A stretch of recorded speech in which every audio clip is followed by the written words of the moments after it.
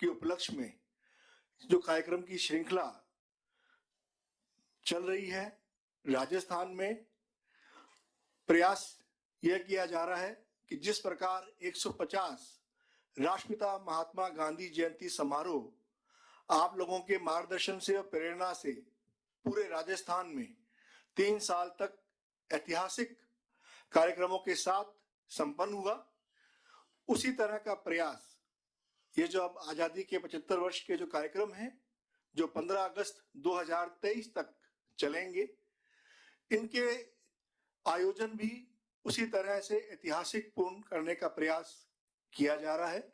उसी कड़ी में आज कला संस्कृति विभाग, जो कि आजादी के 75 वर्ष के कार्यक्रम जिनके उसमें हो रहे हैं पूरे राजस्थान में, एवं युवा मामले एवं खेल मामले विभाग जो है, जिनका सहयोग आज हमें मिला है इस ऐतिहासिक कार्यक्रम के लिए। युवा मामले एवं खेल विभाग का हमें आज सहयोग, नेताजी की 125वीं जयंती मनाई जा रही है। सुभाष चंद्र बोस साहब, जिनका सबसे प्रसिद्ध नारा तुम मुझे खून दो मैं तुम्हें आजादी दूंगा, जो प्रेरणा देता है युवाओं को, उसी कड़ी में हम ये कार्यक्रम विभिन्न विभागों के साथ मिलकर कर रहे हैं। और मुझे ये कहते हुए आपको खुशी है कि 12 जनवरी को युवा दिवस मनाया गया राजस्थान में। आज उसी कड़ी में 23 जनवरी को हम लोग एनएसएस, एनसीसी, स्काउट गाइड एवं नेहरू युवा केंद्र के साथियों को जोड़कर इस ऐतिहासिक कार्यक्रम को हम कर रहे हैं। मैं आप इस कार्यक्रम की श्रृंखला को आगे बढ़ाते हुए स्वागत भाषण के लिए आग्रह करूंगा श्री नरेश कुमार ठकराल साहब से, जो कि शासन सचिव हैं युवा मामले एवं खेल विभाग के एवं अध्यक्ष हैं राजस्थान युवा बोर्ड के। आदरणीय नरेश ठकराल साहब। नमस्कार सर। आजादी के 75 वर्ष के महोत्सव के उपलक्ष्य में कार्यक्रमों की श्रृंखला में आज नेताजी सुभाष चंद्र बोस जी की 125वीं जयंती के अवसर पर आयोजित आजादी का स्वर्णिम इतिहास एवं नया भारत के वर्चुअल कार्यक्रम में मैं आप सभी का हार्दिक स्वागत एवं अभिनंदन करता हूं। 23 जनवरी 1897 का दिन विश्व इतिहास में स्वर्णाक्षरों में अंकित है। इस दिन स्वतंत्रता आंदोलन के महानायक सुभाष चंद्र बोस का जन्म कटक के प्रसिद्ध वकील जानकीनाथ तथा माता प्रभावती देवी के यहाँ हुआ। ऐसे महानायकों का जीवन हम सब के लिए प्रेरणा का स्रोत होता है। आज उनकी जयंती के अवसर पर हम उन्हें सादर नमन करते हैं। आज की इस वर्चुअल संगोष्ठी के मुख्य अतिथि और राजस्थान के हमारे लोकप्रिय मुख्यमंत्री माननीय श्री अशोक गहलोत जी, राजस्थान सरकार का स्वागत करते हुए मुझे अपार प्रसन्नता हो रही है। हम तहे दिल से आभारी हैं कि श्रीमान अपने व्यस्ततम समय में से युवाओं के लिए समय निकालकर इस वर्चुअल संवाद में पधारे हैं। प्रदेश के युवाओं के विचारों में संस्कार, सकारात्मक सोच, सद्भावना, सदाचार, सहिष्णुता, सर्वधर्म, सत्य, सादगी एवं संवेदनशीलता बनाए रखने के लिए संकल्प की भावनाओं को जागरूक करने के लिए यह संगोष्ठी आयोजित की जा रही है। माननीय मुख्यमंत्री जी हमारे युवाओं के प्रेरणा स्रोत हैं। आपके पधारने से इस संगोष्ठी में गतिशीलता, उत्साह, सामंजस्य का संचार होगा, जो उन्नत एवं प्रगतिशील राजस्थान के हम सब के सपनों को साकार करने की दिशा में सहायक सिद्ध होगा। माननीय श्रीमान बीडी कल्ला जी, मंत्री महोदय, कला, साहित्य, संस्कृति व पुरातत्व विभाग, तथा माननीय श्री अशोक चांदना जी, राज्य मंत्री युवा मामले एवं खेल विभाग, राजस्थान सरकार का भी मैं इस संगोष्ठी में हार्दिक स्वागत अभिनंदन करता हूं। मैं माननीय श्री कुमार प्रशांत, अध्यक्ष गांधी पीस फाउंडेशन एवं प्रोफेसर श्री सतीश राय, राष्ट्रीय समन्वयक राजीव गांधी स्टडी सर्कल का भी इस संगोष्ठी में हार्दिक स्वागत करता हूं। आपके उद्बोधन से प्रदेश के युवाओं के विचारों को नई दिशा एवं मार्गदर्शन मिलेगा, इसके लिए हम आपके आभारी हैं। कार्यक्रम में उपस्थित श्री मनीष शर्मा जी, निदेशक शांति एवं अहिंसा निदेशालय जयपुर एवं मुख्यमंत्री कार्यालय के समस्त अधिकारीगण, समस्त जिलों के इस संगोष्ठी में उपस्थित जिला कलेक्टर व अन्य अधिकारीगण, कर्मचारीगण, राज्य युवा बोर्ड एवं राजस्थान के नेहरू युवा केंद्र, राष्ट्रीय सेवा योजना, भारत स्काउट एवं गाइड एवं एनसीसी के समस्त स्वयंसेवक जो इस संगोष्ठी में वर्चुअली उपस्थित हैं, उनका भी मैं हार्दिक स्वागत व अभिनंदन करता हूं। मैं माननीय मुख्यमंत्री जी के संज्ञान में लाना चाहूंगा कि प्रदेश भर में आज जिला एवं उपखंड स्तर पर भी नेताजी सुभाष चंद्र बोस की इस जयंती के अवसर पर विभिन्न कार्यक्रम आयोजित किए गए हैं। अंत में मैं पुनः सभी का हार्दिक अभिनंदन व अभिवादन करता हूं। सभी का कोटि कोटि आभार। जय हिंद। धन्यवाद ठकराल साहब। अब मैं इस कड़ी में आदरणीय श्री सतीश राय साहब, जो कि हमारे आज की गोष्ठी के वक्ता हैं, आप राष्ट्रीय समन्वयक हैं राजीव गांधी स्टडी सर्किल के, और समय समय पर आपका मार्गदर्शन हमारे राजस्थान के युवाओं को और विद्यार्थियों को मिलता है। मैं इसी आपसे आग्रह करूंगा कि आपके ओजस्वी उद्बोधन से हमें कृतार्थ करें। आदरणीय सतीश राय साहब। धन्यवाद मनीष जी। आदरणीय मुख्यमंत्री श्री अशोक गहलोत जी, आदरणीय श्री प्रशांत कुमार जी, डॉक्टर बीडी कल्ला जी, डॉक्टर अशोक चांदना जी, श्री नरेश जी, मनीष शर्मा जी, एनएसएस, एनसीसी और नेहरू युवा केंद्र के माध्यम से प्रदेश भर से राजस्थान के जुड़े हुए युवा साथियों, सभी इस वेब समागम में जुड़े हुए अधिकारीगण और अन्य महानुभाव, आज नेताजी की 125वीं जयंती है। इस अवसर पर मैं आप सबको बधाई देता हूं। नेताजी सुभाष चंद्र बोस भारतीय स्वतंत्रता संघर्ष के एक महान कर्मयोगी थे। वो स्वराज्य के प्रबल पक्षधर थे और स्वराज्य के एक अदम्य योद्धा थे। सारे देश ने सुभाष चंद्र बोस जी को नेताजी कह करके पुकारना शुरू किया। वो एक प्रखर राष्ट्रवादी थे, लेकिन उसके साथ साथ उनकी जो वैचारिकी थी, उनकी जो दार्शनिकता थी, उनकी जो सैद्धांतिक आस्था थी, उसमें वो एक समाजवादी थे, जो समतामूलक समाज के लिए स्थापना करने, समतामूलक समाज की स्थापना के लक्ष्य के लिए काम करने का संकल्प जिनमें था। और वो एक सेकुलर डेमोक्रेट, एक लोकतांत्रिक व्यक्ति थे और सेकुलर ताने बाने की राष्ट्रीय अवधारणा और लोकतंत्र में वो विश्वास करते थे। नेताजी का जो समाजवाद है वो निश्चित रूप से भारतीय संस्कृति, भारतीय मनीषा और भारत की जो विरासत थी उसके अनुरूप समाजवादी चिंतन को ढालने की उन्होंने कोशिश की। क्योंकि वो एक आस्तिक थे और नास्तिक जो अवधारणाएं थी मार्क्सवाद की, उसमें उनका बहुत विश्वास नहीं था।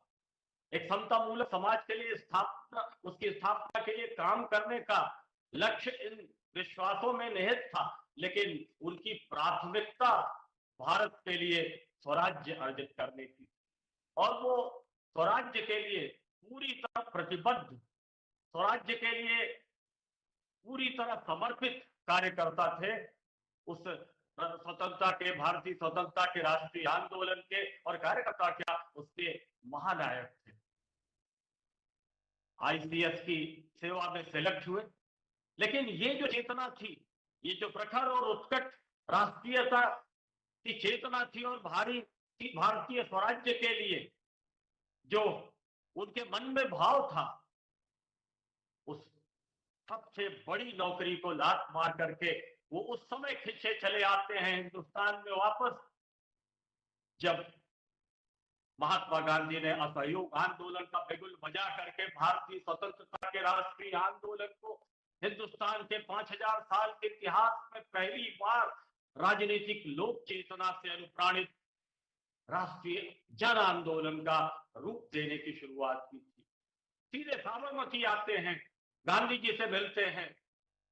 गांधी जी से उनके किंचित मतभेद भी रहे हैं और वो मतभेद रणनीतिक था, लेकिन लक्ष्य के प्रति किसी प्रकार का मतभेद नहीं था।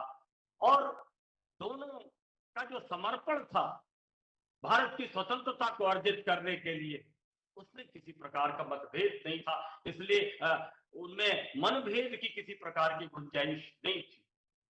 नेताजी सुभाष चंद्र बोस 1921 से लगातार यहाँ लौटने के बाद गांधी जी की सलाह पर वो चित्तरंजन दास जी के पास जाते हैं और उनसे जुड़ करके काम शुरू करते हैं। 2 दशक तक कांग्रेस के माध्यम से, भारतीय राष्ट्रीय कांग्रेस के माध्यम से भारतीय स्वतंत्रता के राष्ट्रीय आंदोलन को दिशा देने और राष्ट्रीयता की जन भावना को उत्तेजित और उत्प्रेरित करने में अन्यतम योगदान स्वतंत्रता के उस महानायक ने दिया था। और उसकी सैद्धांतिक धारा को, उसकी वैचारिकी को भी एक दिशा देने का काम जो नया युवा नेतृत्व, उनसे पहले जवाहरलाल जी उनसे वरिष्ठ थे और नेताजी सुभाष चंद्र बोस, इन दोनों राष्ट्रीय नायकों ने, युवा महानायकों ने राष्ट्रवाद, लोकतंत्रवाद, धर्मनिरपेक्षता के बाद जो चौथा पाया था भारत की स्वतंत्रता के राष्ट्रीय आंदोलन और भारतीय राष्ट्रीय कांग्रेस के सैद्धांतिक आधार का, उस समाजवाद या समतामूलक समाज के निर्माण का विचार पिरोया उस सैद्धांतिक और वैचारिक विधान में कांग्रेस के और राष्ट्रीय आंदोलन के। एक डेमोक्रेटिक रोड टू सोशलिज्म, लोकतंत्र की पथिका से होकर के एक समतामूलक समाज के निर्माण का लक्ष्य जो निर्धारित हुआ, उसमें इन लोगों का अन्यतम योगदान था। 1927 से 1937 के बीच लगातार मिलकर के इन लोगों ने काम किया। पूरे 8 साल नेताजी सुभाष चंद्र बोस ने लौ सलाख जेलों में बिताया। ब्रिटिश साम्राज्य की सत्ता के कई बार बुरी तरह बीमार भी हुए जेलों में वो। पंडित जवाहरलाल नेहरू भी 10 साल जेल में रहे। 10 या 11 बार जेल गए नेताजी सुभाष चंद्र बोस, 9 बार जेल गए जवाहरलाल जी। और इन लोगों ने मिलकर के उस समय तक कांग्रेस का जो ऑफिशियल मोटो था राष्ट्रीय आंदोलन में, वो सेल्फ रूल था, लेकिन इस नए नेतृत्व ने, नेताजी के और नेहरू जी के, इन लोगों ने कहा कि नहीं, पूर्ण स्वराज्य। और 1927 की मद्रास कांग्रेस में जहां गांधी जी नहीं गए थे, इन दोनों ने एक प्रस्ताव पारित करा लिया था पूर्ण स्वतंत्रता के लक्ष्य के लिए। लेकिन पूर्ण स्वतंत्रता का विधिवत संकल्प तो 1929 की लाहौर कांग्रेस में आधी रात के बाद, 1930 का संकल्प इसीलिए कहा जाता है 31 दिसंबर को आधी रात के बाद पंडित जवाहरलाल नेहरू के दिशा में तय हुआ था। नेहरू समिति के, जो मोतीलाल नेहरू कमेटी थी जिसने जो संविधान बनाया साइमन कमीशन के पैरेलल, उस संविधान, आज के संविधान का 70-75% उसमें था, लेकिन ये दोनों मेंबर थे उसमें, नेताजी भी, नेहरू भी, दोनों के हस्ताक्षर थे। लेकिन 1928 की कलकत्ता कांग्रेस में इन लोगों ने इसलिए विरोध किया क्योंकि वो सेल्फ रूल के दायरे में था, जो 1905 की बनारस कांग्रेस से एक ऑफिशियल मोटो था। और वहां गांधी जी के इंटरफियरेंस से 1 साल के अल्टीमेटम पर 1929 में वो अल्टीमेटम लाहौर में पूरा हुआ तो पूर्ण स्वाधीनता का संकल्प पारित हुआ था। और उसके बाद उसके लिए आंदोलन का सिलसिला आगे बढ़ा था। 1936-37 में जवाहरलाल जी अध्यक्ष हुए, लेकिन 1938 में जब हरिपुरा में अध्यक्ष नेताजी सुभाष चंद्र बोस चुने गए तो उन्होंने वो समाजवादी लक्ष्य की तरफ लोकतंत्र के माध्यम से जुड़ने में, नियोजन के ढांचे को अपनाने पर उस समय जोर दिया गया और योजना समिति बनाई गई और जवाहरलाल नेहरू की अध्यक्षता में बनाई गई योजना समिति। तो दोनों ने मिलकर के राष्ट्रीय आंदोलन में काम किया। नेताजी के शब्द हैं कि हम दोनों कर्म के साथी थे। बहुत सारी बातें आज फैलाई जाती हैं इन महानायकों के बीच सफर के बड़े साजिशी अंदाज में, लेकिन जवाहरलाल जी बंद थे नैनीताल जेल में और देहरादून जेल में और फिर अल्मोड़ा जेल में। पत्नी उनकी बीमार थी। जवाहरलाल जी को शर्त रखी गई कि आप अपने को राजनीति से अलग कर लें तो आपको रिहा कर दिया जाए, लेकिन दोनों ने मना कर दिया। और जब वो बर्लिन गई इलाज के लिए, बर्लिन तक नेताजी सुभाष चंद्र बोस कमला नेहरू को लेकर के गए थे और वहां हॉस्पिटल में भी उनको देखने जाया करते थे।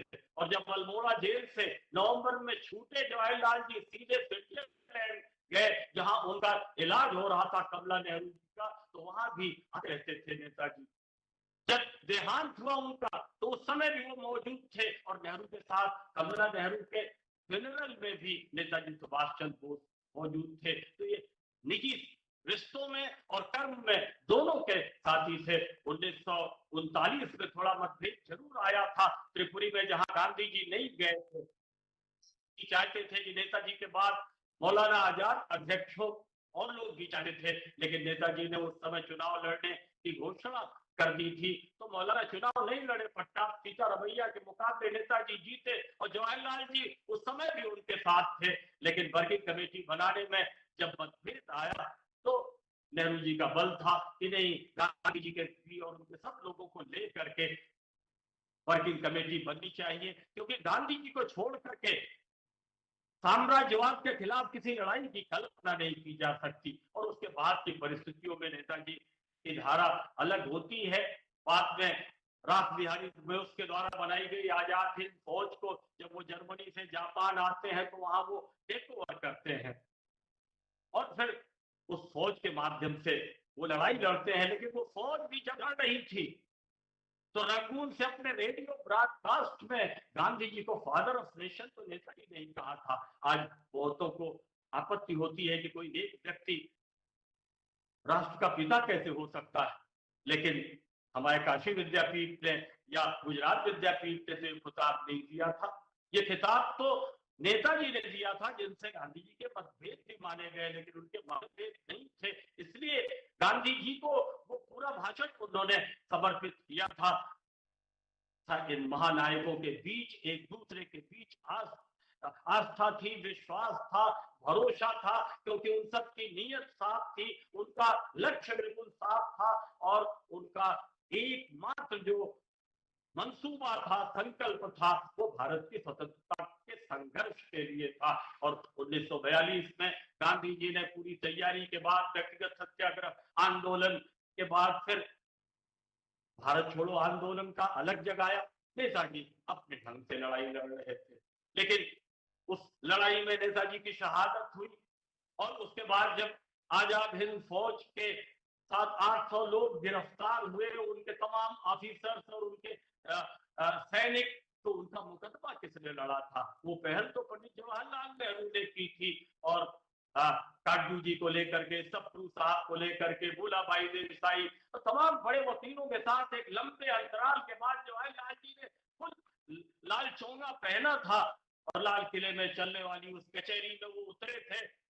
फांसी की सजा हो चुकी थी, शहनवाज साहब को, ढिल्लन साहब को, 3 लोगों को फांसी की सजा हो चुकी थी, लेकिन सबको लड़ करके बचाया उन रहनुमाओं ने।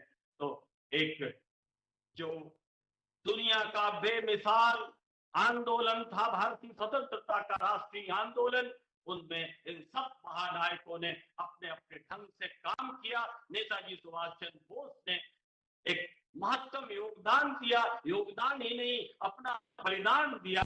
और आज जब उनकी 125वीं जयंती राष्ट्र मना रहा है, तो जिन सपनों के लिए सांप्रदायिकता के खिलाफ जो उनका संकल्प था, एक सेकुलर डेमोक्रेसी के प्रति जो उनका संकल्प था, राष्ट्र की एकता के प्रति उनका संकल्प था, समतामूलक समाज के निर्माण का जो उनका संकल्प था, उन संकल्पों के लिए प्रतिबद्ध होकर के पूरा राष्ट्र एक होकर के खड़ा हो और इसके विपरीत घृणा और विद्वेष की राजनीति जिस प्रकार से सिर उठाती हुई दिखाई दे रही है, उसका निगेशन होना चाहिए, उसका निषेध होना चाहिए। यही संकल्प आज के दिन प्रासंगिक है और इस संकल्प के साथ ही नेताजी के प्रति सच्ची श्रद्धांजलि हो सकती है।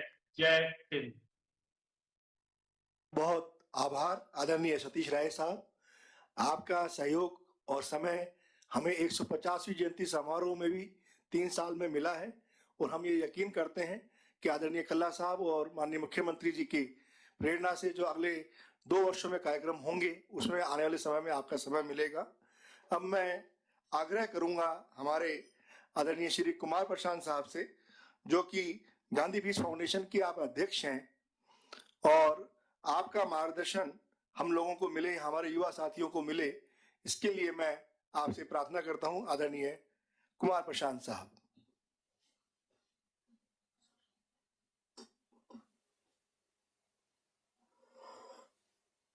आदरणीय मुख्यमंत्री जी,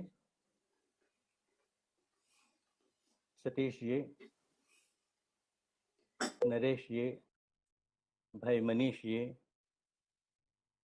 और हम सबके प्रिय कल्ला साहब,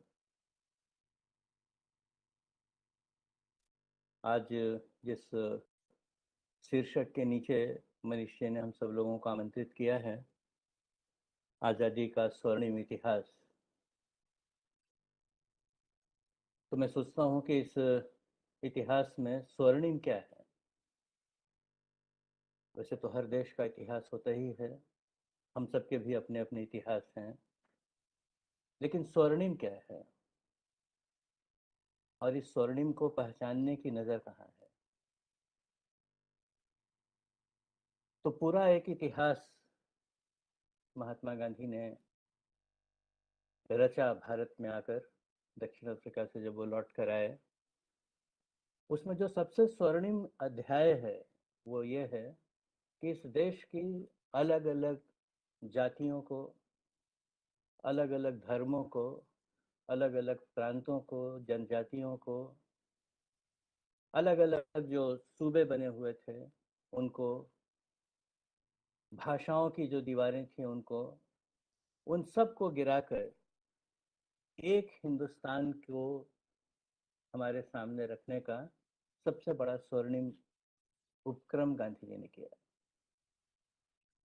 भारत अपने आप में कोई एक चीज है, एक पहचान है, इसको मानने से अंग्रेजों ने इनकार किया था और उस पहचान को कभी भी उभर कर सामने आने नहीं दिया। गांधी जी ने उस पहचान को एक मंच पर लाकर खड़ा किया और दुनिया की सबसे बड़ी औपनिवेशिक ताकत को चुनौती दी। यह स्वर्णिम है हमारे संघर्ष का, विभाजन की दीवारों को तोड़ना और देश की एकता को उभार कर सामने लाना। जब ये सब मैं कह रहा हूं तो मैं ये भूल नहीं रहा हूं कि हम लोग एक ऐसे आलम में आज चर्चा कर रहे हैं जिसमें एक भारत के कितने टुकड़े हो सकते हैं, इसको याद कराने की और इसका पाठ पढ़ाने की कोशिश हो रही है। अब तो बलिदान की ज्योति भी 2 कर दी, एक बुझाकर दूसरी को जलाई गई है। मैं कभी कभी सोचता हूँ कि अब राजघाट पर जलने वाली ज्योति का क्या होगा। जिस नेताजी की 125वीं जयंती के उपलक्ष्य में हम लोग अभी यहाँ जमा हुए हैं, मैं सोचता हूँ कि वो सुभाष चंद्र बोस अगर होते तो क्या कहते हैं। क्या करते। महात्मा जी के साथ, गांधी जी के साथ मतभेद थे, सुभाष बाबू के गहरे मतभेद थे, तरीकों में मतभेद थे, आजादी पाने के तरीकों में मतभेद थे, लेकिन आजादी के बारे में संपूर्ण हार्दिकता थी। अपने जीवन की अंतिम सांस तक आजादी की लड़ाई छोड़नी नहीं है और आजादी पाकर ही मुकाम पहुंचाना है, ये संकल्प दोनों तरफ बराबर ही था। इसलिए आजाद हिंद फौज बनाकर जब वो विदेश गए और वहां उन्होंने आजादी की लड़ाई को एक दूसरे मंच पर खड़ा करने की कोशिश की, तो रंगून से आजाद हिंद फौज के सुप्रीम कमांडर के रूप में जब उन्होंने देश को संबोधित किया, तो पहली बार गांधी जी को राष्ट्रपिता के नाम से उन्होंने ही संबोधित किया था। और यह भी कहा उन्होंने उस संबोधन में कि मैंने अपने आजाद हिंद फौज के सिपाहियों से कहा है कि आज तो मैं आपका कमांडर हूं, लेकिन जिस दिन हमारे पांव भारत की धरती पर पड़ेंगे, उस दिन से हम सब का एक ही कमांडर होगा, उसका नाम है राष्ट्रपिता महात्मा गांधी। यानी उनके मन में इस बात में कोई शंका नहीं थी कि आजादी की लड़ाई का सुप्रीम कमांडर कौन है, और चाहे हम जिस भी रास्ते से इस लड़ाई को लड़ने की कोशिश कर रहे हों, आखिर में आजादी समर्पित उसी व्यक्ति को होगी जिसने इस आजादी की लौ जगाई है। जब मैं ये कह रहा हूं तो मुझको याद आ रहा है कि वो दिन था जब गांधी अमेरिकन पत्रकार और अपने परम मित्र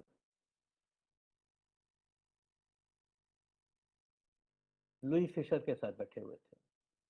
कुछ बातचीत चल रही थी और तभी ये खबर उड़ती हुई आई कि नेताजी का देहांत हो गया है, वो मारे गए। खबर सुनते ही गांधी बहुत विचलित हो गए और बड़े परेशानी से उन्होंने अपने सहयोगियों से कहा कि पता करो ये खबर कहाँ से आई है, पता करो ये सच्ची है क्या। लुई फिशर को बड़ा ही आश्चर्य हुआ और वो थोड़े नाराज होकर गांधी जी से बोले कि आप कैसे आदमी के लिए इतने व्याकुल हो रहे हैं जो फासिस्टों से जाकर मिल गया था। गांधी जी ने एक बार लुई फिशर की तरफ गहरी नजर से देखा और फिर कहा कि सुभाष से ज्यादा बड़ा देशभक्त कोई अगर खोज कर ला सकते हो तो मुझको बताना।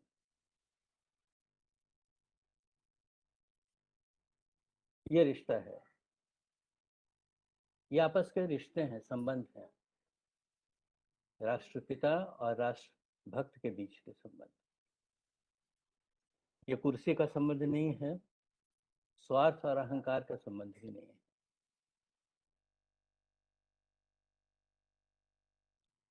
रिश्ते कई स्तर पर कई तरह से चलते हैं, जीवित होते हैं, दूसरों को जीवित रखते हैं।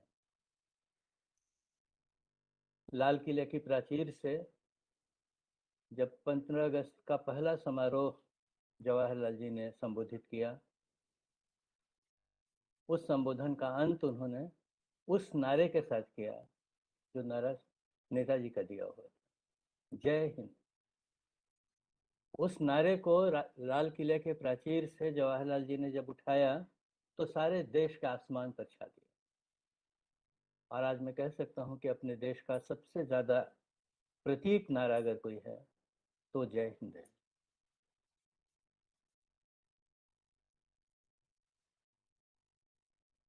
मूर्तियां कितनी ऊंची हैं इससे नहीं, सपने कितने ऊंचे हैं इससे राष्ट्र बनते हैं। इसलिए गांधी और सुभाष के सपनों का भारत, हम सब उस भारत को समझें भी और हम सब उस भारत को जीने की भी कोशिश करें। इस कामना के साथ मैं आप सबको आज के दिन की बधाई देता हूं और इस स्वर्णिम इतिहास को इतिहास की किताबों से निकालकर जन जन तक, खासकर इस देश की नई पीढ़ी तक पहुंचाने का एक अभियान शुरू हो, इसकी कामना करता हूं और आप सबको बहुत बहुत धन्यवाद देता हूं। बहुत बहुत आभार आदरणीय कुमार प्रशांत साहब। जैसा कि माननीय मुख्यमंत्री महोदय की मंशा है कि नई पीढ़ी तक जो हमारा स्वर्णिम इतिहास है वो पहुंचे और नई पीढ़ी उस स्वर्णिम इतिहास को जानकर, अपनाकर और अपना योगदान आने वाले समय में दे सके, उस प्रयास में आपका जो अमूल्य सहयोग हमें मिल रहा है उसके लिए मैं आपका आभार व्यक्त करता हूं। और ये विश्वास भी मैं आपको दिलाता हूं जो आपने बात कही कि जो नई पीढ़ी तक संवाद होना चाहिए, वो प्रयास माननीय मुख्यमंत्री जी की प्रेरणा से आदरणीय खल्ला साहब के मार्गदर्शन में राजस्थान में हो रहा है। पिछले 3 साल में राष्ट्रपिता महात्मा गांधी जी की 150वीं जयंती ऐतिहासिक मनाई गई और आने वाले जो आजादी का 75 वर्ष के जो कार्यक्रम होंगे वो भी राजस्थान जैसे अन्य कार्यक्रमों में पूरे भारत में एक नजीर बनता है, एक अगुवाई करता है। चाहे कोरोना का मैनेजमेंट हो उसमें भी लोगों को तारीफ करनी पड़ती है राजस्थान की, तो उसी तरह इन कार्यक्रमों की भी तारीफ पूरे हिंदुस्तान में होगी, ये मैं आपको विश्वास दिलाता हूं। अब मैं आमंत्रित करूंगा आदरणीय श्री अशोक चांदना साहब को जो हमारे युवा मामले एवं खेल विभाग के मंत्री हैं, जिनका सहयोग हमें समय समय पर प्राप्त होता है। मैं आग्रह करूंगा आदरणीय अशोक चांदना साहब से।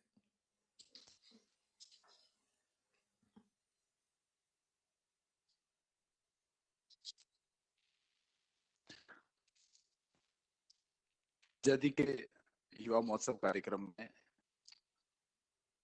इसके राजस्थान के जननायक मंत्री श्री रोहन जी और बीडी कल्ला जी सम्मानित सभी अतिथि, आज के इस कार्यक्रम में आजादी के अमृत महोत्सव नेताजी सुभाष चंद्र बोस का जो जयंती मनाने का संगोष्ठी आयोजित की है मनीष जी, इसके लिए आपको बहुत बहुत धन्यवाद, बहुत बहुत साधुवाद देना चाहता हूँ। हमें याद है हम बचपन में किताबों में पढ़ते थे। 1885 में जब कांग्रेस फॉर्म हुई उसके बाद में देश का कामकाज देश के लोग करें और स्वराज देश में प्राप्त हो, इसके लिए कांग्रेस पार्टी निरंतर आगे बढ़ती गई। और कांग्रेस पार्टी में क्योंकि सभी विचारधाराओं का एक विलय था, तो नरम दल और गरम दल दो प्रकार के सोच के लोग हमेशा से कांग्रेस पार्टी में रहे। गरम दल के का नेतृत्व करते थे नेताजी सुभाष चंद्र बोस और आजादी के लिए उनका एक अद्भुत योगदान रहा है। मुझसे पूर्व वक्ताओं ने उस योगदान के बारे में बड़ी विस्तृत जानकारी दी। मैं समझता हूं कि ऐसे आजादी के सैनिकों की, आजादी के लीडर्स की के बारे में जो नई पीढ़ी अब धीरे धीरे जिनके ज्ञान में थोड़ी कमी आती जा रही है, हमें जरूरत है। और युवा बोर्ड की तरफ से भी, क्योंकि हम अनेकों कार्यक्रम करते हैं, चाहे वो एनसीसी के हों, चाहे वो स्काउट के हों, हमारे युवा बोर्ड के कल्चरल कार्यक्रम होते हैं, नेशनल लेवल पर पार्टिसिपेशन होता है और राजस्थान हमेशा प्रथम 2-3 प्रदेशों में रहता है। तो हम ये विश्वास माननीय मुख्यमंत्री जी को दिलाना चाहते हैं कि आने वाले साल में नेताजी सुभाष चंद्र बोस, क्योंकि महात्मा गांधी जी का 150वां जयंती तो हम लोग मना ही रहे हैं, इन सब कार्यक्रमों के ऊपर युवा बोर्ड की तरफ से हम लोग नुक्कड़ नाटक आयोजित करें ताकि आने वाली जो पीढ़ी उन्हें, मुझसे पूर्व वक्ता कहते थे, स्वर्णिम इतिहास, हम देश की आजादी का जो स्वर्णिम इतिहास है, उस इतिहास के बारे में जानकारी में कमी ना आए। उन्हें ये जानकारी है कि आजादी के दीवानों ने पूर्ण स्वराज के साथ में इस देश की नींवने के लिए अनेक दीवानों ने अपनी शहादत दी। उस शहादत के बारे में यदि हमारा युवा भूल जाएगा तो कहीं ना कहीं भविष्य के अंदर वो भटक जाएगा और हमारा जो मूल अर्थ है आजादी का, वहां पर पहुंच नहीं पाएगा। तो आने वाले समय में हमें कार्यक्रम आयोजित कराकर देश के युवाओं, हमारे प्रदेश के युवाओं आजादी के बारे में पढ़ाने के लिए, फिर से आजादी के स्वर्णिम इतिहास के बारे में उन्हें समझाने के लिए, ताकि आने वाली पीढ़ियां वही रीति जो 1885 से निरंतर पार्टी के लीडर्स, हमारे राष्ट्रपिता श्री महात्मा गांधी जी ने जो रास्ता दिखाया है, उस रास्ते पर आगे बढ़े। ऐसे कार्यक्रम आयोजित करेंगे। इस प्रकार आयोजित के लिए मनीष जी आप मेरा प्रणाम।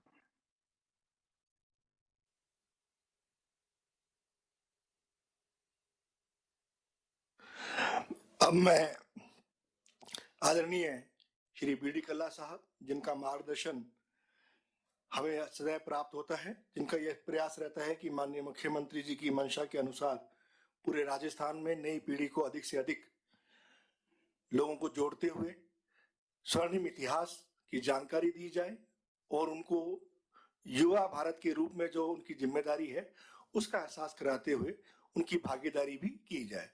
मैं अब आमंत्रित करूंगा आदरणीय बी.डी. कल्ला साहब से कि वो अपना मार्गदर्शन देकर हमें अनुग्रहित करें। आदरणीय बी.डी. कल्ला साहब।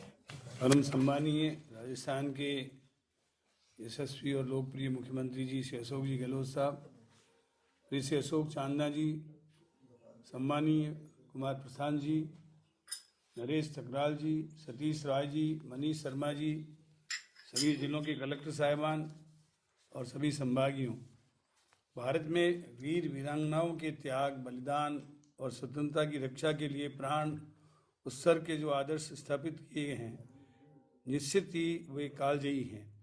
भावी पीढ़ियों के लिए प्रेरणा पुंज हैं, जिनके जीवन में राष्ट्रीय सरोकार प्रखर रूप से प्रतिबिंबित हुए हैं। ऐसे ही एक महापुरुष हैं जिनका नाम है सुभाष चंद्र बोस। राष्ट्र का अर्चन और समर्पण ही उनके जीवन का मूल रहा है। इनकी स्वाभिमानी मनीषा और कर्तव्यबोध की उद्दाम जिजीविषा ने न केवल भारत को अपितु संपूर्ण विश्व को अनुप्राणित किया है। महान स्वतंत्रता सेनानी नेताजी सुभाष चंद्र बोस की याद में कृतज्ञ राष्ट्र उनकी जयंती हर वर्ष आज के दिन पराक्रम दिवस के रूप में मनाता है।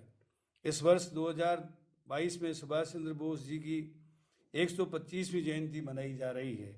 नेताजी सुभाष चंद्र बोस का जन्म, जैसा कि पहले बताया गया, कटक में हुआ। उनकी प्रारंभिक शिक्षा रेवे साहब कॉलेजिएट स्कूल में हुई। इसके बाद उनकी शिक्षा कोलकाता के प्रेसिडेंसी स्कूल में हुई और शिक्षा के बाद उनको उनके पिताजी ने भारतीय प्रशासनिक सेवा इंडियन सिविल सर्विस की तैयारी के लिए कैम्ब्रिज यूनिवर्सिटी भेज दिया। कैम्ब्रिज यूनिवर्सिटी में उन्होंने तैयारी करके और सिविल सर्विसेज में दक्षता प्राप्त की, सफलता प्राप्त की और उसके बाद उन्होंने कुछ समय तक उसमें काम किया। लेकिन 1920 में उन्होंने अपनी जॉब छोड़ दी और भारतीय स्वतंत्रता संग्राम से जुड़े आंदोलन में वे हिस्सा लेते रहे। नेताजी सुभाष चंद्र बोस बचपन से ही स्वामी विवेकानंद और रामकृष्ण की शिक्षाओं से प्रभावित थे और आज़ादी के आंदोलन में उन्होंने गांधी जी के आंदोलन से, असहयोग आंदोलन से प्रेरणा लेकर उन्होंने आज़ादी के आंदोलन में अपने आप को समर्पित कर दिया। प्रारंभ में महात्मा गांधी जी ने बंगाल में एक राजनीतिज्ञ रंजन दास के अधीन काम करने की उन्हें सलाह दी। नेताजी ने वहाँ एक युवा शिक्षक, पत्रकार और बंगाल कांग्रेस के स्वयंसेवकों के रूप में अपनी सेवाएं दी। लेकिन शासन के खिलाफ गतिविधियों में शामिल होने के कारण अंग्रेज सरकार ने उन्हें गिरफ्तार कर जेल में डाल दिया। इसके बाद 1924 में जेल से लौटने के बाद सुभाष चंद्र बोस ने फिर महात्मा गांधी जी के नेतृत्व में वहाँ पे अपना कार्य शुरू कर दिया। उन्होंने देश को आज़ाद कराने के लिए अपना सब कुछ न्यौछावर ही नहीं किया, बल्कि वे दुनिया के ऐसे पहले योद्धा हैं जिन्होंने विदेश में जाकर देश को आज़ाद करने का बीड़ा उठाया। इस कारण वे हमारे सबके लिए सम्मानीय हैं। मुझे एक आज़ादी का, जब आंदोलन का इतिहास पढ़ते हैं तो एक वाकया याद आता है कि नेताजी सुभाष चंद्र जी बोस ने कांग्रेस के अध्यक्ष का चुनाव लड़ा। उस समय मतलब क्या है कि गांधी जी का प्रत्याशी उनसे अलग था, लेकिन जब जीतने के बाद सुभाष चंद्र बोस सबसे पहले गांधी जी के पास गए कि मेरा इस्तीफा लो। बिना गांधी जी के नेतृत्व के मैं कांग्रेस को नहीं चला सकता। यानी कई बार कुछ लोग गांधी जी के बारे में, इनके बारे में भ्रांतियां फैलाते हैं, लेकिन ये बात निश्चित है, जैसा अभी कुमार प्रसाद जी ने कहा कि रंगून में जब उन्होंने संबोधित किया तो सबसे पहले राष्ट्रपिता महात्मा गांधी जी को उन्होंने ही ये उपाधि दी थी, जिसका आज कई लोग जो हैं अपने अपने तरीके से जो है कई जो विरोधी विचारधारा के लोग हैं वो इस तरह प्रकार की बातें करते रहते हैं, लेकिन महात्मा गांधी जी को राष्ट्रपिता कहने वाले सबसे पहले सुभाष चंद्र बोस थे। और उन्होंने हमें ये नारा दिया, तुम मुझे खून दो मैं तुम्हें आज़ादी दूंगा। और जय हिंद, इसके बारे में भी अभी कुमार प्रसाद जी ने बताया, ये नारा उन्होंने दिया था, जिसको पंडित जवाहरलाल जी नेहरू ने लाल किले से पूरे देश में फैला दिया। इसी प्रकार राजस्थान से भी उनका बहुत अटूट रिश्ता रहा। 23 जनवरी 1938 को सुभाष चंद्र बोस जोधपुर आए थे और गिरदी कोट की आम सभा में उन्होंने युवकों को संबोधित किया। ये युवकों से बहुत प्यार करते थे, इसीलिए बहुत से लोग पराक्रम दिवस के रूप में युवकों की रैलियां निकालते हैं और उनको एक तरीके से याद करते हैं। राजमल कासरीवाल जी नेताजी के निजी चिकित्सक थे। जयपुर रियासत के अधिकारी प्यारेलाल कासरीवाल के पुत्र राजमल आज़ाद हिंद फौज में कर्नल के पद तक पहुँचे। आज़ादी के बाद भी 1972 में जयपुर में नेताजी का स्मारक जो है वो बनाया गया, सुभाष चौक, जहाँ आज भी नेताजी की मूर्ति लगी हुई है। हमारे जयपुर में उनके नाम पर सुभाष मार्ग और शास्त्री नगर में सुभाष नगर कॉलोनी बसाई गई है।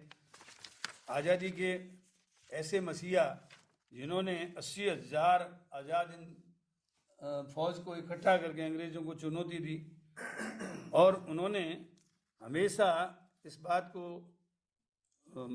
सामने रखा कि युवक जो है वो हमारी एक शक्ति है, लेकिन जो बुजुर्गों का अनुभव और नौजवानों की शक्ति मिलकर अंग्रेज़ों को भगा सकती है।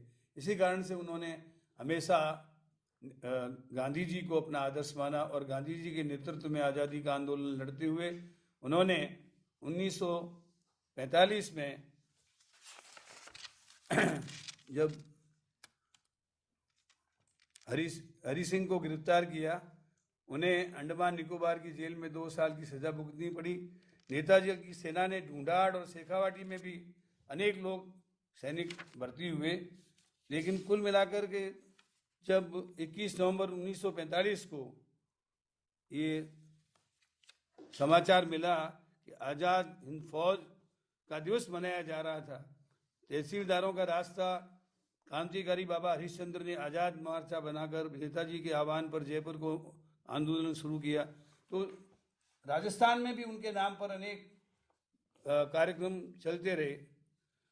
24 अगस्त 1945 को जब सुभाष चंद्र बोस की मृत्यु के बारे में आग की तरह अफवाह फैली, तब महाराजा कॉलेज के छात्रों ने हड़ताल कर दी और जगह जगह पर वहाँ पे शोक सभाएं वगैरह का आयोजन किया गया।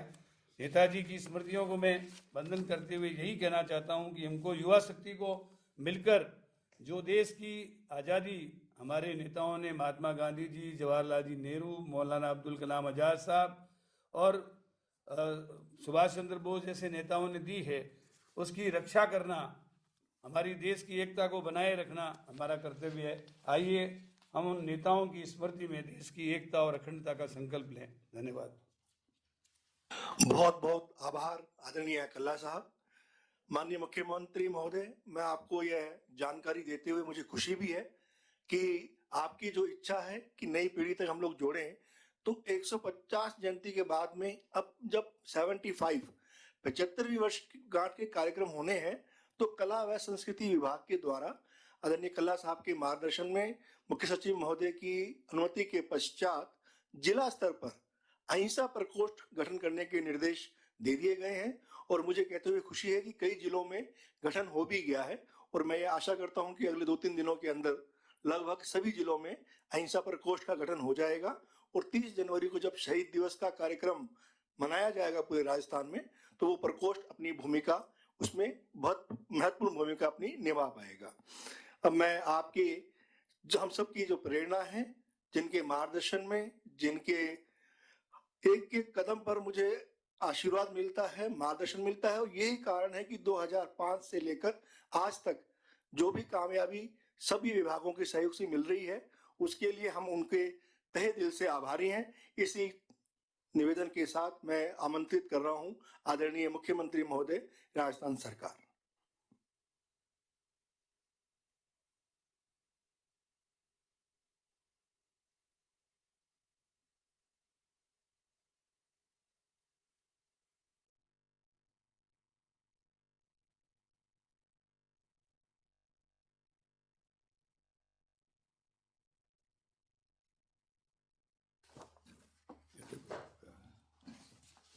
हमारे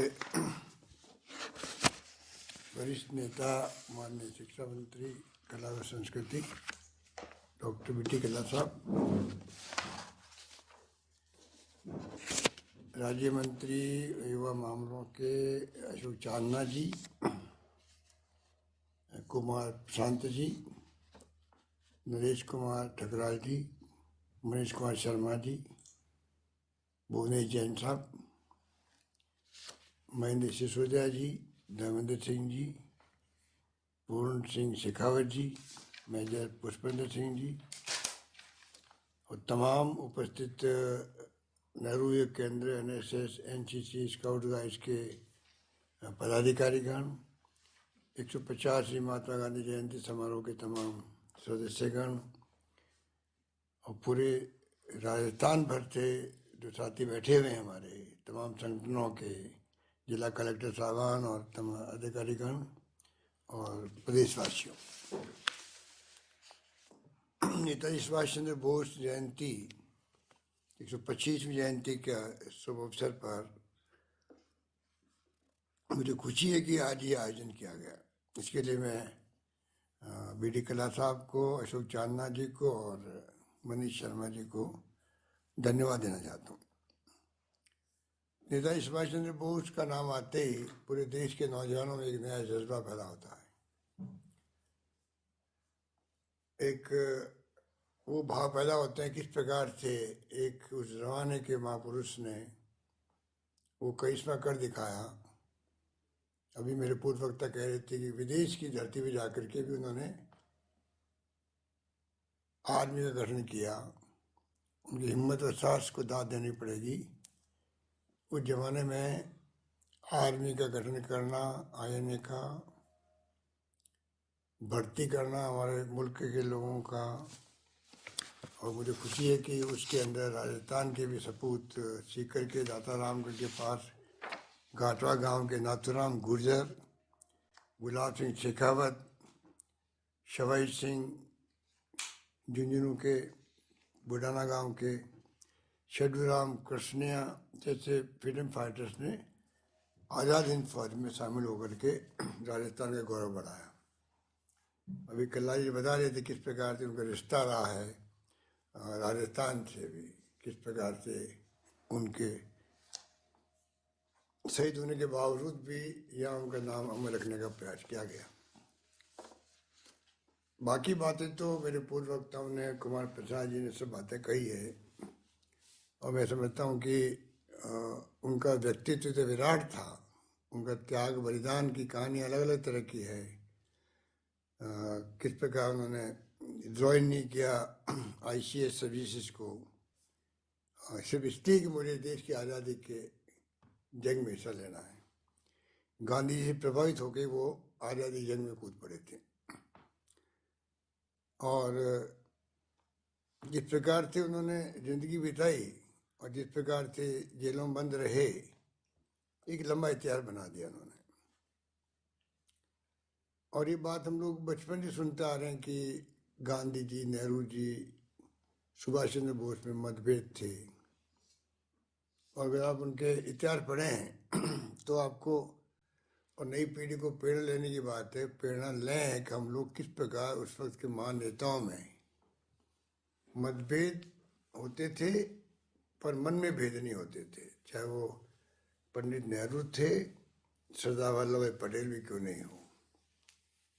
ये जो किस्से कहानी बोलते हैं मुझे बड़े तरस आता है इनके ऊपर कि ये विपक्ष के लोग ये आरएसएस और बीजेपी के लोग ये अपराध बोध से ग्रसित है, गिल्टी कॉन्शियस है ये, क्योंकि इनकी कोई भूमिका रही नहीं है। ना आज़ादी की जंग है, ना आज़ादी के आंदोलन के अंदर, ना त्याग, ना बलिदान, ना कुर्बानी।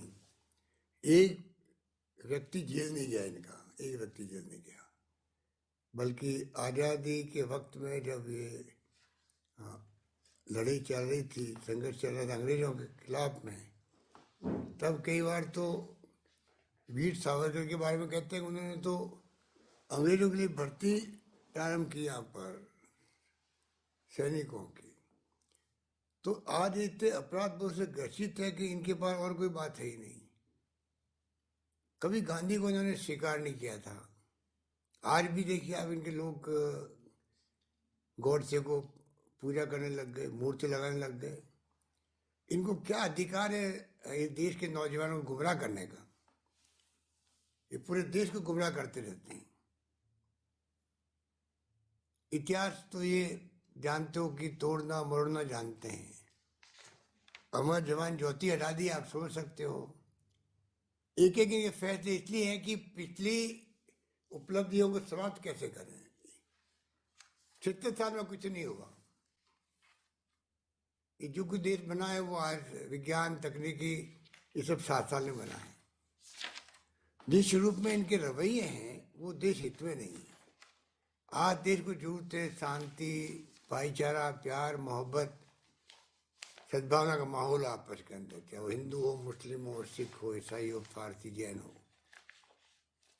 उस भावना से हम लोग इस देश को मजबूत बना सकते हैं, एक अखंड रख सकते हैं। और इस भावना से हम इस मुल्क को विकास और विकसित राष्ट्र बना सकते हैं। जहाँ शांति है वहाँ विकास होता है और वही मुल्क आगे बढ़ता है। वही गांव हो चाहे वो परिवार भी क्यों नहीं हो, जहाँ अशांति होती वो झगड़े में पीछे जाते हैं। और नई पीढ़ी को गुमराह करने का क्या अधिकार इनको? अगर आप देखें कि जब पंडित नेहरू जेल में थे, उनकी पत्नी कमला नेहरू खुद फ्रीडम फाइटर्स थी, वो बीमार हो गए, टीबी हो गई उनको, तो सुभाष चंद्र बोस लेके उनको जर्मनी गए, उनका इलाज करवाया, उनके साथ रुके जब तक कि पंडित नेहरू जेल से छूट के नहीं आ गए वहां पर। कितने किस्से कहानी उनके यहाँ है। पंडित नेहरू उनके घर रुकते थे। जब फॉरवर्ड ब्लॉक बना दी उन्होंने, अलग से पार्टी बना दी अपनी, तभी उनके घर रुकते थे। राष्ट्रपिता की उपाधि भी सुभाष चंद्र बोस ने दे दी। अभी कुमार प्रसाद जी कह रहे थे कि जय हिंद के नारा, जय हिंद बोलते ही एक मन में देश के लिए गौरव की अनुभूति होती है। और पंडित नेहरू ने उनको याद करने के लिए तो नारा लगाया था जय हिंद का। इंदिरा गांधी को हमने जय हिंद बोलते हुए देखा। हर कांग्रेस नेता जय हिंद बोलता है। ये आरएसएस में क्या बोलते हैं? ये तिरंगा झंडा नहीं लगाते अपने हेडक्वार्टर पर नागपुर के अंदर। आप कल्पना करो, तिरंगे झंडे को ये स्वीकार नहीं करते थे, अब जाके स्वीकार करने लगे हैं ये। अब गांधी को मानने लगे। हर हस्ती देश में महापुरुष के रूप में हुई है। उनके त्याग बलिदान की कहानी है, बहुत ही मार्मिक है, प्रेरणा देने वाली है, प्रेरणा देने वाली है। दुर्भाग्य से आज जो लोकतंत्र की बात हम करें तो लोकतंत्र में सबसे बड़ी टॉलरेंस पावर चाहिए। लोकतंत्र का मायने यही है कि किस प्रकार से आप अपने असहमति रखने वाले व्यक्ति का ही मान सम्मान करें, उनकी भावना का इज्जत करें। अपनी आलोचना करने वालों को भी आप ध्यान से सुने उसी बात को। आज तो असहमति व्यक्त करने वाले तो देशद्रोही बन जाते हैं। कितने साहित्यकार, पत्रकार जेलों में बंद रहे हैं, कोई सोच सकता है? खाली मूर्ति लगा दो आप सुभाष चंद्र बोस की, उससे काम नहीं चलता है। ये तो आपका दिखावा है। विचारधारा की बात करो आप तो। सुभाष चंद्र बोस की विचारधारा क्या थी? वही थी जो है कांग्रेस की, चाहे वो संविधान में लोकतंत्र की बात की गई या क्षमानवाद की बात की जाती है, धर्मनिरपेक्षता की बात की जाती है, हिंदू मुस्लिम की बात की जाती थी, तो सुभाष चंद्र बोस के पक्षधर थे। रास्ते अलग हो सकते हैं, गरम दल और नरम दल तो कांग्रेस के अंदर ही हुआ करते थे, परंतु आज किस प्रकार ये मुल्क में लंबी लड़ाई लड़कर के मुल्क को आजाद करवाया महात्मा गांधी के नेतृत्व में, गोपाल कृष्ण गोखले हो, चाहे लोकमान्य तिलक हो, फिरोज शाह मेहता हो, बड़े बड़े हस्तियां थी उस जमाने के अंदर, लंबे फहरिस्त थे उनकी। पंडित जवाहरलाल नेहरू थे, मौलाना अबुल कलाम आजाद थे, सरदार वल्लभ भाई पटेल थे, डॉक्टर अम्बेडकर ने संविधान बनाया, तो अम्बेडकर साहब कौन से कांग्रेस में थे वो? आप कल्पना कीजिए, उस वक्त में फिर भी उनको लॉ मिनिस्टर बनाया गया। श्याम प्रसाद मुखर्जी जनसंघ के संस्थापक थे, वो मंत्री बने नेहरू कैबिनेट के अंदर, ऐसे ही बन गए। क्या जमाना था जहाँ मतभेद होना अलग बात है, परंतु मनोभेद नहीं हो, देश हित के लिए हम सब एक हैं, वो भावना हुआ करती थी। और आज क्या हो रहा है? आज क्या हो रहा है? आज चारों ओर तनाव का, हिंसा का माहौल है देश के अंदर, लोकतंत्र खतरे में, ऐसा महसूस होता है। इतने आर्टिकल आते हैं, आप देखें तो लिखने वाले साहित्य का लेखक भी थक गए, धीरे धीरे थकते जा रहे हैं। बहुत ही चिंताजनक बात है ये। इस देश का लेखक हो, साहित्यकार हो, पत्रकार हो, जिसकी लेखनी में ताकत है, वो मुल्क की दिशा तय करते हैं, वो थकते जा रहे हैं आजकल। कितना लिखें इनके खिलाफ? इसलिए आज जब 125वीं वर्ष जयंती मना रहे हैं सुभाष चंद्र बोस की, तो मैं तो एक कहने को तो बहुत कुछ बातें कोई भी कह सकता है, कोई कम पड़ेगी, पर मैं समझता हूँ कि मैं तो वहाँ मणिपुर में भी गया, उनके जो स्मारक बना हुआ है बॉर्डर पर मैं कहना चाहूँगा इस मौके पर कि ये ऐसे मौके आते हैं जब हम लोग चिंतन करें, मनन करें, सच्चाई क्या है, इतिहास पढ़ें और नई पीढ़ी को गुमराह होने से बचाएं। इसलिए मैंने कहा ये खुद अपराध बोध से ग्रसित है, इसलिए ये सच्चाई के सामने आने देना नहीं चाहते। उसके बजाय गुमराह करो, आप ध्यान डाइवर्ट कर दो, साथ मतभेद थे, अरे क्या उस जमाने में क्या बातें होती थी, कैसा भावना होती थी, सबके उद्देश्य एक होते थे, कैसे हम आज़ाद करवाएं मुल्क को, रास्ते अलग अलग हो सकते हैं, वो भावना होती थी। इसलिए मैं कहना चाहूँगा नई पीढ़ी के हमारे नौजवानों को कि कल आने वाला कल आपका है, देश के कर्णधार आप हैं। आपको सच्चाई में, सत्य में, अहिंसा में, और जो भावना है प्रेम की, मोहब्बत की, भाईचारे की, जिससे समाज मजबूत बनता है, एकजुट रहता है, उसको अपना करके आपको आगे बढ़ना पड़ेगा। ये धर्म और जाति के नाम पे जो राजनीति चल रही है, देश का दुर्भाग्य है कि आज 70 साल के बाद में भी, 75 साल के बाद में भी आज भी धर्म और जाति के नाम पर राजनीति करके लोग सत्ता में आते हैं। अरे लड़ाई करो विचारधारा की, उसमें किसी को कोई एतराज नहीं हो सकता है। विचारधारा तो आरएसएस बीजेपी की भी हो सकती है अपनी, हमें एतराज नहीं उसके अंदर। आप अपनी बात कहो, हम अपनी बात कहें, जनता फैसला करे। पर अगर आप लोगों को भड़काओगे धर्म के नाम पर, जाति के नाम पर, लोग गुमराह होंगे, क्योंकि धर्म और जाति ऐसी चीज है कि गुमराह होने में वक्त नहीं लगता है। ये देश अनेकता में एकता वाला मुल्क है। इसमें तो मैं समझता हूँ कि नेताजी सुभाष चंद्र बोस की 125वीं जयंती पर हम सबको संकल्प लेना चाहिए कि हम आने वाले वक्त के अंदर किस प्रकार से उनका जो रास्ता था, जो उन्होंने तय किया था, वो उस वक्त की बात थी जब देश को गुलामी की जंजीरों से मुक्त करवाना था। उन्होंने आर्मी बनाई, गांधी ने अहिंसा की बात करी, देश को जोड़ने के लिए अलग अलग रास्ते थे, उद्देश्य एक था, मान सम्मान के हिसाब से आपस में प्रेम भाव रखते थे उस जमाने के लोग। इसलिए मैं इतना ही कहकर अपनी बात समाप्त करता हूँ कि जो आज जिस रास्ते पर माहौल बना है देश के अंदर, नई पीढ़ी को समझना पड़ेगा, सोचना पड़ेगा, अध्ययन करे वो लोग, इतिहास की पुस्तकों को पढ़े, सच्चाई को सामने रखे और अपने जीवन को कामयाब करे। मानव संसाधन ऐसा बने देश के अंदर जो देश के काम आए। हमारे महान संस्कृति, संस्कार, परंपरा महान है देश की, उसको अपनाएं, बजाय इसके कि हम लोग जातिवाद और धर्म के नाम पे ही एक दूसरे के खिलाफ में माहौल बनाते जाएंगे तो ये देश के हित में नहीं है।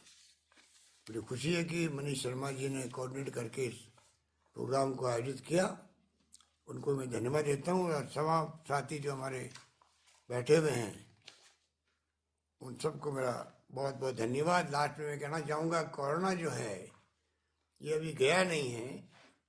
ओमिक्रॉन दूसरी वेव में जो हालात थे डेल्टा के, वैसा नहीं है, इसलिए हम लोग लापरवाह हो रहे हैं, मास्क नहीं लगा रहे हैं, डिस्टेंसिंग मेंटेन नहीं कर रहे हैं, तेज गति से फैल रहा है ओमिक्रॉन भी। पर जो पोस्ट कोविड प्रॉब्लम होती है वो दूसरी लहर में बहुत भयंकर हुई थी। किसी को हार्ट, किसी को लंग्स, किसी को अस्थमा, किसी को किडनी, किसी को पैरालिटिक अटैक। तो ये बहुत खतरनाक महामारी है ये।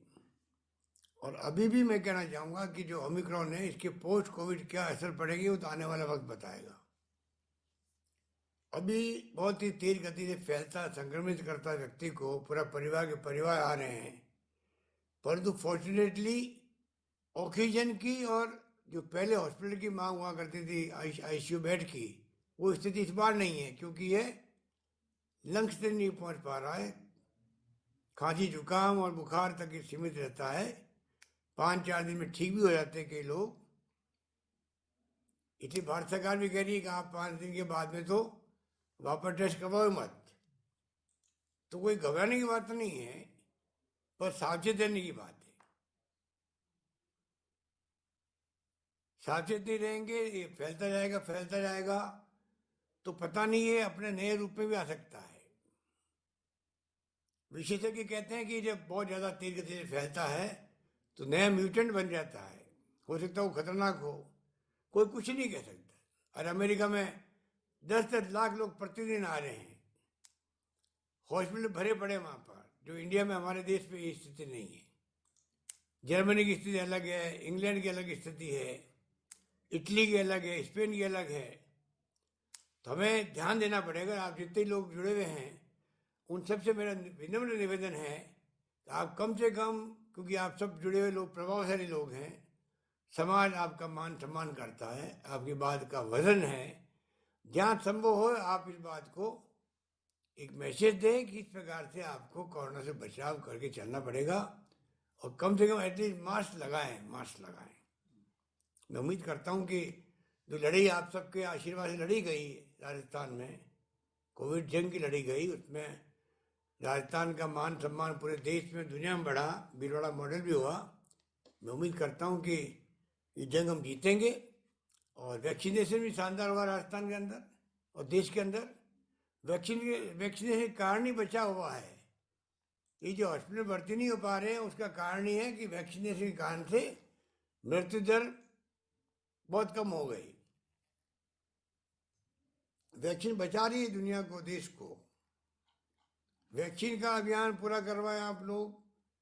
15 साल की बच्चों की वैक्सीन तक की अपनी भारत सरकार ने भी छूट दी है। हम लोगों ने काफी दबाव दिया, मांग करी हम लोगों ने 12 साल के बच्चे भी हो, 5 साल तक के बच्चों क्यों नहीं लें, क्योंकि कई मुल्कों में 2 साल तक के बच्चों को भी होने लग गई वैक्सीनेशन।